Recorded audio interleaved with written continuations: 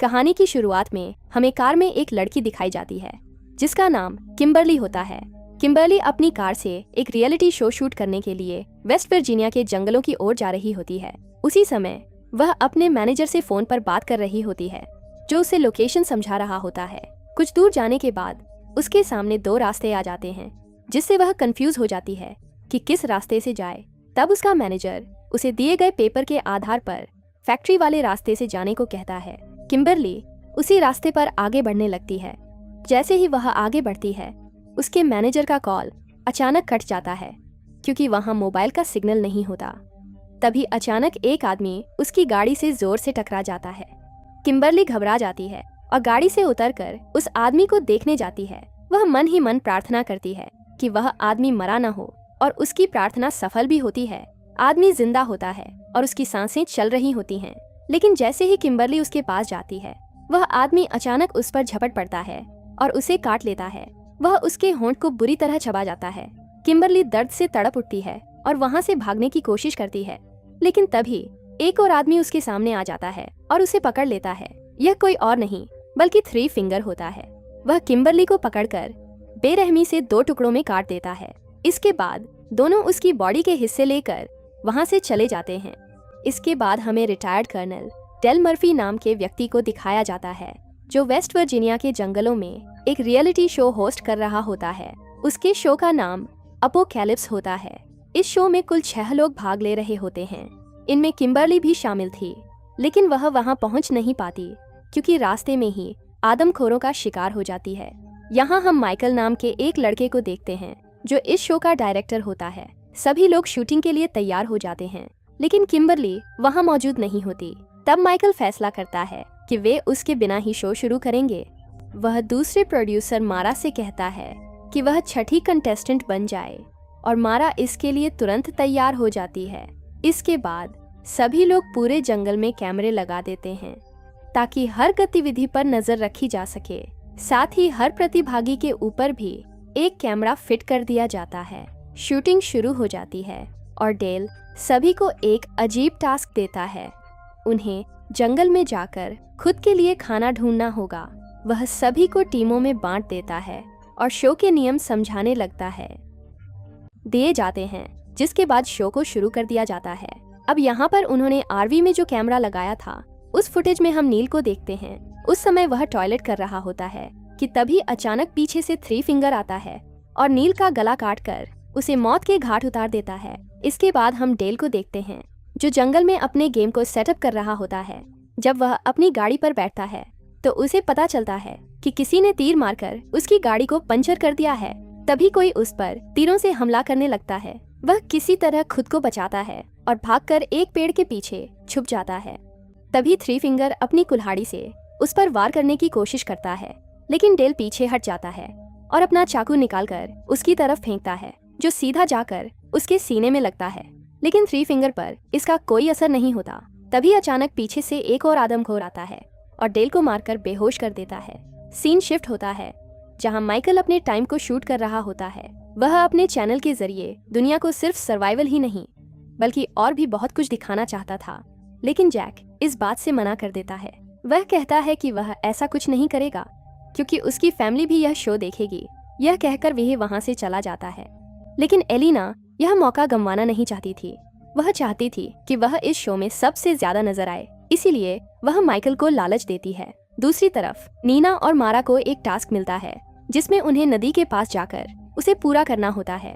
वे तेजी से भागकर नदी के पास पहुंचती हैं और मारा उस टास्क को पूरा करने के लिए आगे बढ़ती है। वह टास्क पूरा भी कर लेती है, लेकिन तभी वह माइकल और एलिना को साथ में देख लेती है।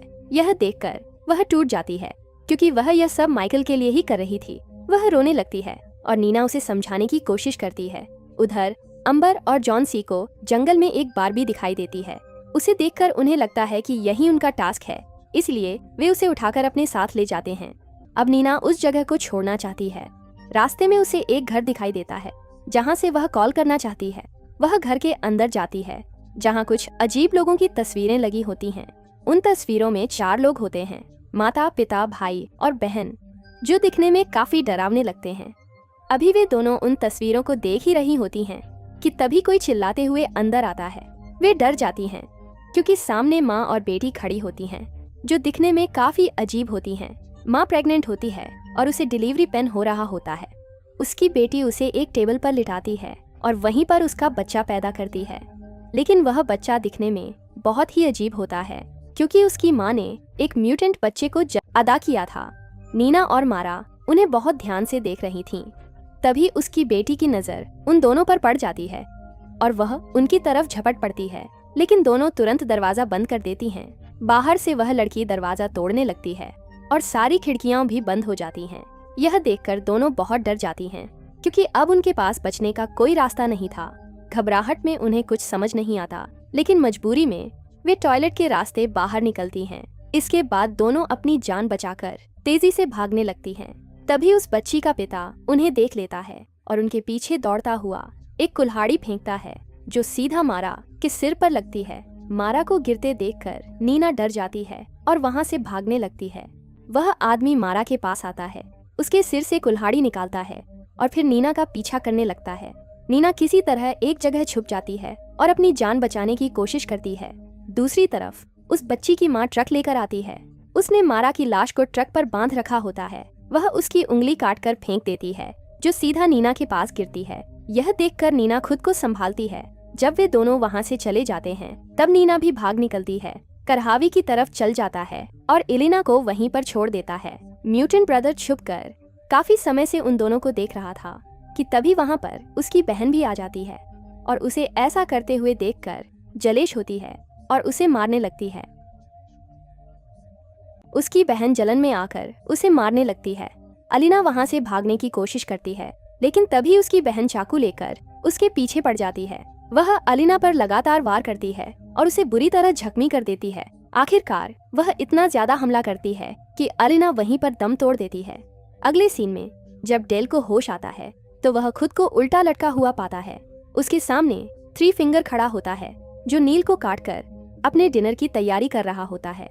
तभी वह म्यूटेंट पति पत्नी भी अपने ट्रक के साथ वहां पहुंचते हैं और मारा की डेड बॉडी वहां रखकर चले जाते हैं।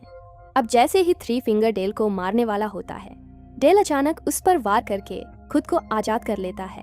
डेल एक ताकतवर और बहादुर सोल्जर होता है, इसलिए वह थ्री फिंगर से भिड़ जाता है। दोनों के बीच जबरदस्त लड़ाई होती है और आखिर में डेल उसकी गन छीनकर उसी को मार देता है। इधर माइकल अपनी वैन में आता है और अपने सभी कैमरों को चेक करने लगता है, लेकिन अचानक वैन अपने आप चलने लगती है। माइकल को लगता है कि शायद नील वैन चला रहा है, लेकिन असल में उस वैन में वही म्यूटेंट पति पत्नी होते हैं। वे माइकल को पकड़ लेते हैं और उसे बहुत बुरी तरह से पीटने लगते हैं। दूसरे सीन में जैक, एम्बर और जॉन वे सभी बड़े मजे से बारबेक्यू एंजॉय कर रहे थे। तभी वहाँ नीना आ जाती है।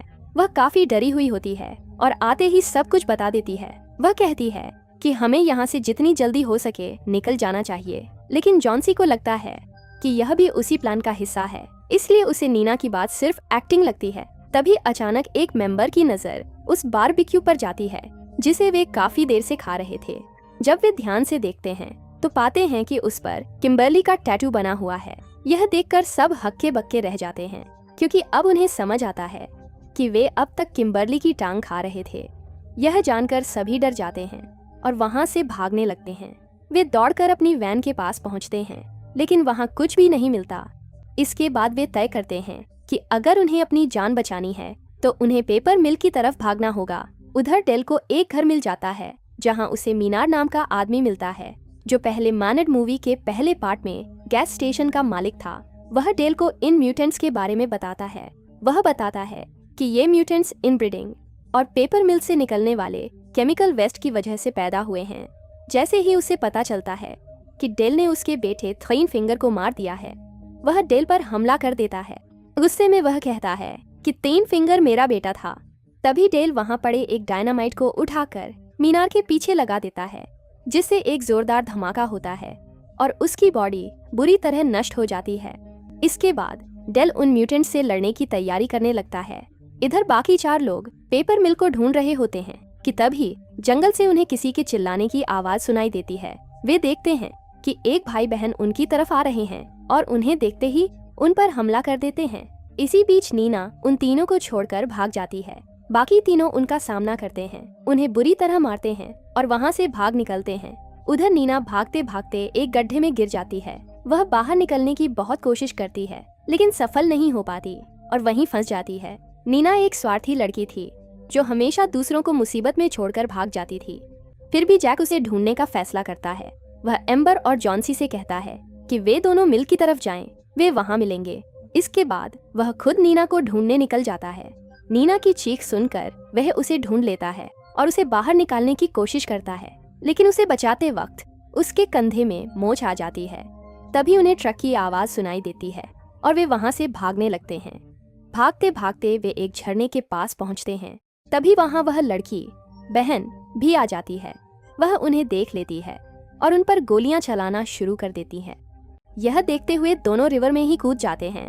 अंबर और जॉन्सी भाग रहे होते हैं। तभी जॉन्सी एक ट्रैप में फंस जाता है।